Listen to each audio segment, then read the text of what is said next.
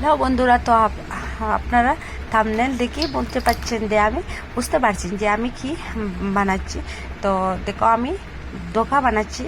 আমি এটা বেঙ্গলিতে বলছি, কেননা বেঙ্গলি রেসিপি, তার জন্য আমি বেঙ্গলিতে বলছি কি করব। তো দেখো, এক কাপ দিয়ে দিলাম ধোকা। তারপর একটু অ্যাড করব, মতলব একটু মেশাবো জল, একটু মতলব একটু উংলি জল মেশাবো, মতলব একটু গরম করে, স্লাইস একটু গরম করে জলটাকে বাটির মধ্যে দিয়ে দিলাম। তারপর এটাকে নাড়াচাড়া করবো। নাড়াচাড়া করার পর পুরো কমপ্লিট নাড়াচাড়া করে ওর সাথে মিশানোর পর একটু 15 মিনিটের জন্য রেখে দেবো। 15 মিনিটের জন্য এমনিই রেখে দেবো। তারপর কী করব, এইদিকে দেখো আমি নাড়াচাড়া করছি। তারপর নাড়াচাড়া করে 15 মিনিটের জন্য রেখে দিয়েছি। তারপরে 15 মিনিট পরে আমি একটু কড়াইয়ের মধ্যে তেল দিয়ে দিলাম। আর তেল দেওয়ার পরে একটু গরম করার পর আমি কি করব, এটাকে ছেড়ে দেব কড়াইয়ের মধ্যে। তো কড়াইয়ের মধ্যে ছেড়ে দিলাম।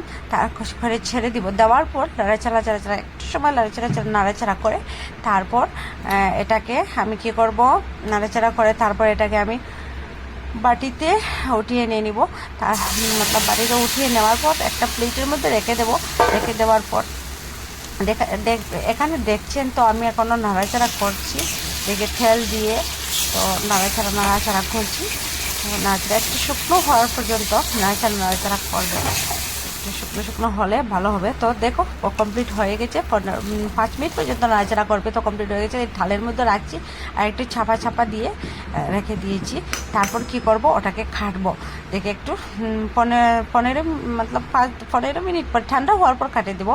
বরফির মতো কাটলেই চলবে, যার যেভাবে কাটতে ইচ্ছা করে সেভাবে কেটে দেবে। কেটে দেওয়ার পর এটাকে তেল গরম করে তেলের মধ্যে ফ্রাই করবে। যতক্ষণ পর্যন্ত বাদামি কালার না হয় ততক্ষণ পর্যন্ত ফ্রাই করবে। বাদামি কালার হলে পরে এটা নামিয়ে নেবে। আর দেখো পুরো কেটে নিয়েছি। এখন আমি কি করব, তেল গরম করেই নিয়েছি। এখন কি করব, ফ্রাই করব। তো আমি কি করছি, ফ্রাই করছি। দেখো পুরো বাদামির মতো হয়ে গেছে। এখন এটাকে নামানোর পরে আমি দেখো পুরো হয়েছে, কত সুন্দর হয়েছে না। তো এটাকে নামিয়ে নিয়েছি সবটাকে। তো এখন কি করব, আমি মতলব আলু দিয়ে বানাবো। তো আলু কেটে রেখেছি।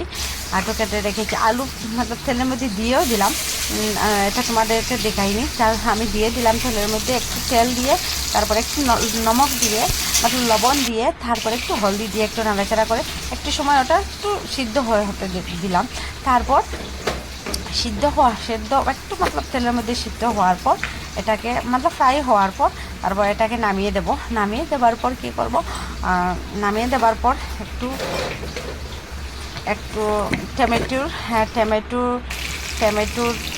টমেটোর একটু পেস্ট, তারপরে একটু আদার পেস্ট দিয়ে, তারপরে একটু কি বলে যেটা কাজু বাদাম একটু দিয়ে নাড়াচাড়া করবো। নাড়াচাড়া করার পর তারপর একটু মরিচ, লবণ, হলদি সব কিছু দিয়ে আলুটাকে বেজে মতলব জল দিয়ে দেবো। তো দেখে এটা অ্যাড করতে বলে গিয়েছিলি, ভিডিও করতেই পারিনি। তো বাই বাই। পুরো কমপ্লিট দেখার জন্য আমার চ্যানেলটিকে সাবস্ক্রাইব করবেন। তো কমপ্লিট দেখাবো, পুরো কমপ্লিট হয়নি, প্লিজ আমার চ্যানেলটাকে সাবস্ক্রাইব করে দেবেন, তাহলে কমপ্লিট দেখাবো আপনাদেরকে। তো দেখো এখানে আমি দেখাচ্ছি। দেখো এখানে মেথি দিয়ে দিয়েছি, মানে 5 ফোড়ন দিয়ে দিলাম। তারপরে একটা মরিচ, তেজপাতা, তারপরে হলদি গুঁড়ো, মরিচ গুঁড়ো দিয়ে নাড়াচাড়া লাল করবে। লাল করার পর কী করবে, আলু দিয়ে দেবে এখানে। তো দেখো এখানে কি করছি, আলু দিয়ে দিয়েছি। তো আলু দিয়ে একটু ফ্রাই করে জল দিয়ে দেবো। তো দেখো আলু দিয়ে একটু ফ্রাই করতে করতে এখানে কি করব, এখন জল দিয়ে দেবো।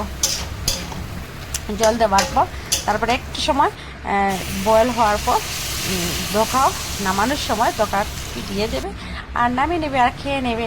তো ভিডিওটা কেমন কমেন্ট করকে বলবে প্লিজ ভিডিওটা।